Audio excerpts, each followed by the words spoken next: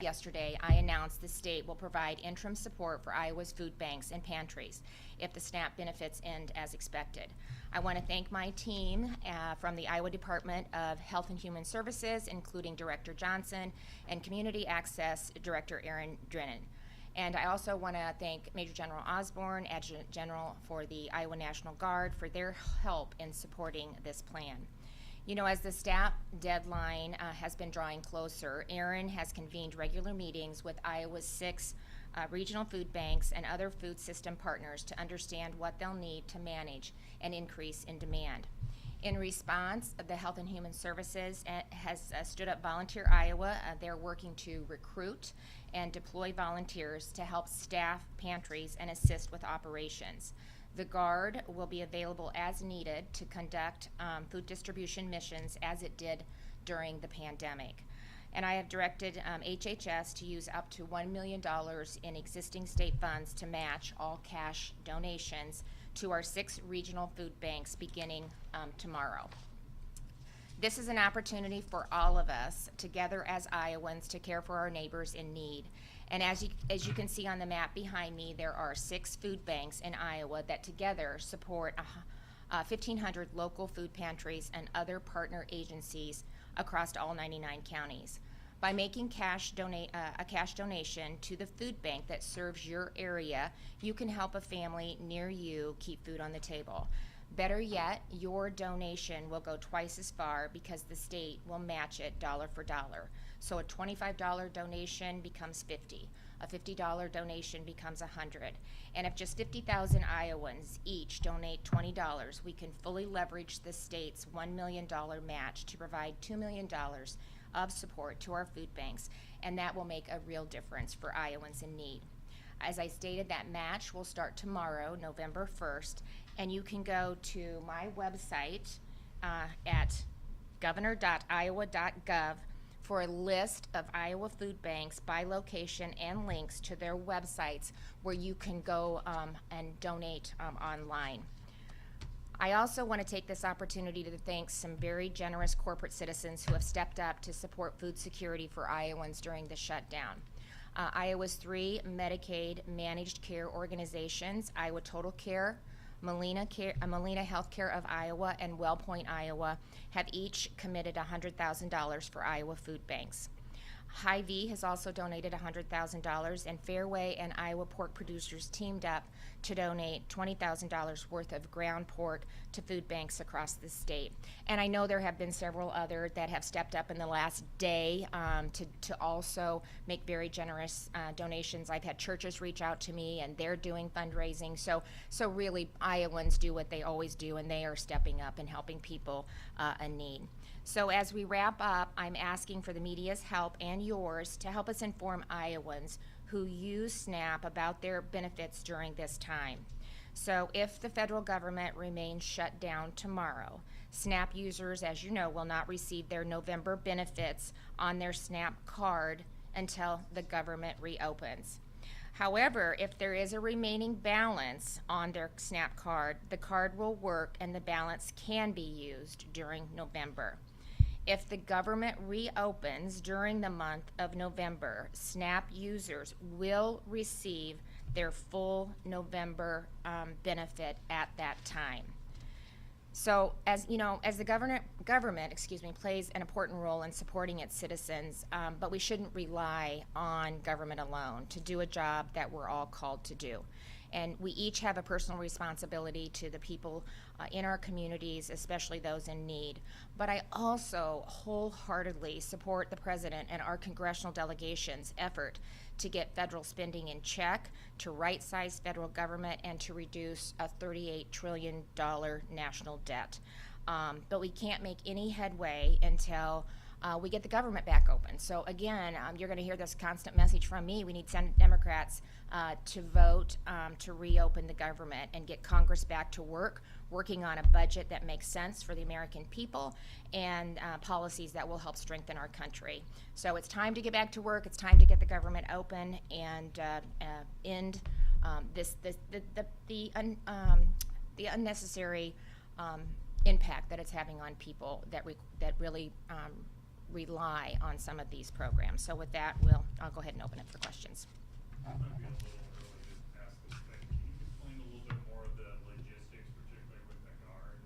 Like, where do you see them stepping in for the distribution? Is it largely like outside of the major food banks? Yeah, I think if we see, it's people. It always comes down to people. And so during COVID, I think you helped with some of the logistics in getting the food to the various food banks. But I'll let you, if you have anything to add to that. And it's as needed.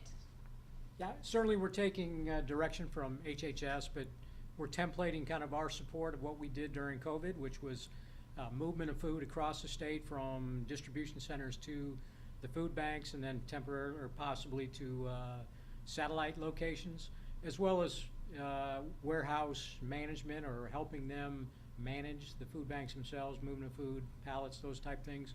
And during COVID, as you remember, we packed boxes. We distributed a lot of pre-boxed food. So we're kind of templating our support on that. But right now we're kind of waiting on the demand through HHS on what exactly they're going to need. Can you put back up the map of the food banks? This is a big area that some of them cover, so there will be probably some need. And then with Volunteer Iowa, we've got volunteers across the state that Larry's team and Aaron will tap into and see where they can help just with manning the pantries, but also possibly with logistics as well.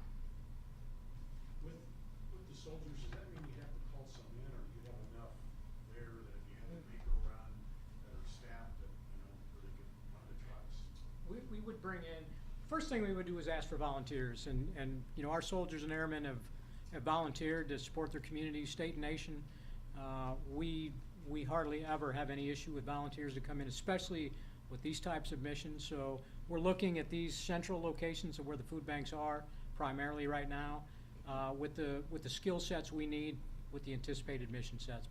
But yes, we will bring soldiers and airmen onto state active duty. Would they be unpaid during that time? We'll be able to stand up a mission and they would be paid. They would be paid. They would be State paid active duty would be because it would be state active, just like they were in COVID. As I understand it, you're matching up to $1 million in donations. Uh-huh. If those donations don't reach $1 million, will you still plan on donating $1 million to food banks? Yeah, I mean, we'll donate it where the need is. So if there's a need, we have up to $1 million to match the generosity of Iowans and corporate partners across this state. So it's my anticipation from what I know from Iowans, we'll be able to expend that. Can you explain your decision to take this approach versus using emergency state funding to replace those benefits as some Democrats have called for? Well, it's ridiculous. First of all, we could have ended it 4 weeks ago. We could have ended it if the Democrats would have voted to keep the government open, and they did not. 53 Republicans have voted 13 times to keep the government open. I need 5 Democrats in the United States Senate to step in there and open up the government and not use this as a negotiating tactic, which they have admitted that they are using this shutdown as a negotiation tactic to spend extra money, $1.5 trillion on a system that's not sustainable. And I said that, I'm talking about the Unaffordable Care Act, that I said in 2017 was a system that was not sustainable and not affordable. And if it is an Affordable Care Act, then why do we have to subsidize it with tax credits? So it is a federal program. It cost $45 million a month to support that. And we don't have those kind of funds. And so we need to get the government open. We need to continue the budget as is, and then come to the table and negotiate what they want to talk about moving forward. During the Biden administration, 13 times the Republicans voted for a clean CR to continue the negotiations. That is how it's always been done. There is absolutely no reason that they're not doing that now and putting Americans and Iowans at risk and causing this unnecessary chaos and uncertainty in their life. So they have an opportunity to change it today. They had an opportunity to change it 13 times. 13 times they have voted in the Senate Democrats, to not pass a clean CR. It's that simple. It is that simple to get that done, to put everybody at ease, to move forward, and then get to the table and negotiate the priorities that they're talking about. And some states are suing the federal government to urge them to use contingency funds.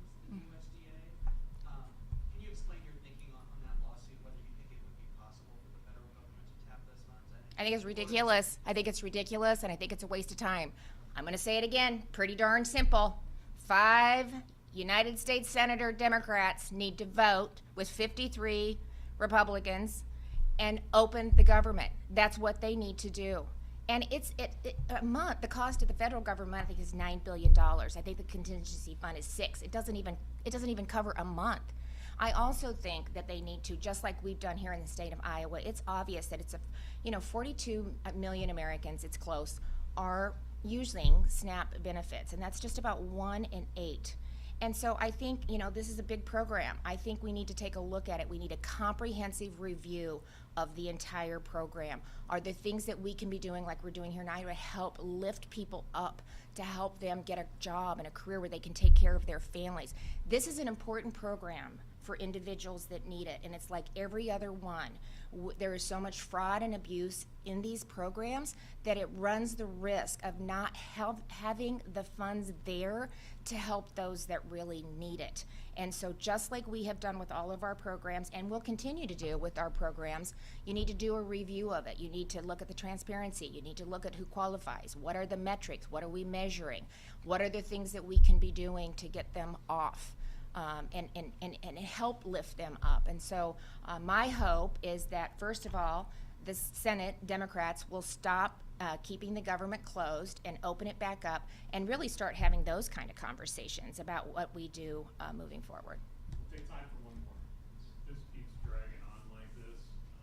You have to start looking at ways to try to slide state funding in to pay the guard, not to put you on the spot. Yeah. You say next to him, but as some states are at least having that conversation to at least pay the guard folks rather than make them fill it out their own. Yeah, especially those that are deployed. We're continually having those kind of discussions. I mean, Erin is you have 2 calls a week, I think, right, with our food banks, and have been since at least last week. And before that, I think you were connecting with several of them, just checking in and seeing what they need and what are their concerns and where can we help.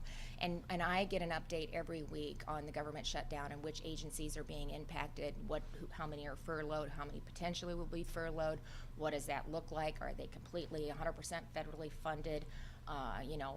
So I get an overview of that every single week, and then we're looking at what contingency plans looks like. But we can't just shift it to the states. States don't have the funds to be able to do that.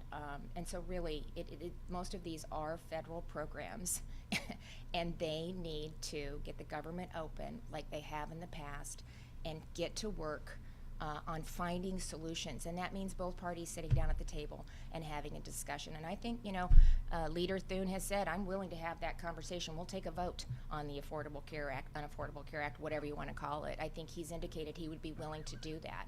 But you can't hold a gun to somebody's head or have this be part of the negotiations. That's just, it's not effective.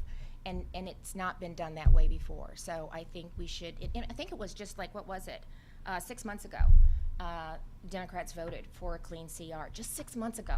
So come on, let's get to the table, let's get this passed, and let's start doing the work of the people and find some solutions moving forward.